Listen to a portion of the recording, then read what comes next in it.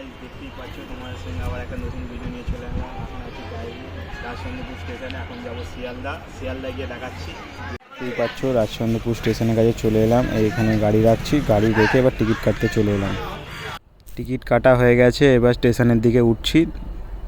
তম railway station শিয়ালদায় নেমে এতই ভিড় বলার মতো না, ভিডিও করতে খুবই অসুবিধা হচ্ছিল, তাই তখন একটা ছোট্ট ক্লিপ নিয়ে দেখাচ্ছিলাম। তখন ধরে চলে এলাম বাচ্চার বিরিয়ানি খেতে। অসাম বাচ্চার বিরিয়ানির দোকানে এসে গেছি, আর বাচ্চার বিরিয়ানির দোকানের স্টাফগুলো প্রচুরই ভালো ব্যবহার এই দিক দিয়ে, আর প্রচুরই ব্যস্ত, বিরিয়ানি কাটছে আর বিরিয়ানি দিচ্ছে, আর প্রচুরই ভেতরটা ভিড়, ছোট্ট একটুখানি জায়গা, সবাই দেখতেই পাচ্ছ সেটা।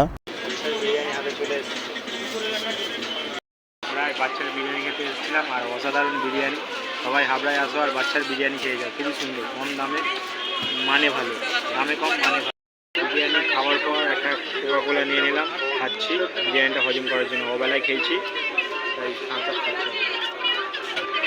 তারা ভিডিও দেখতে চাইলে সবাই লাইক কমেন্ট শেয়ার করো, আর কেমন লাগলো আর কেমন হয়েছে যারা হাবড়া থেকে দেখছো সবাই কমেন্ট করো, বাচ্চা বিরিয়ানি তোমরা খেয়েছি কিনা, এবং ভিডিও দেখে সবাই লাইক কমেন্ট শেয়ার করো।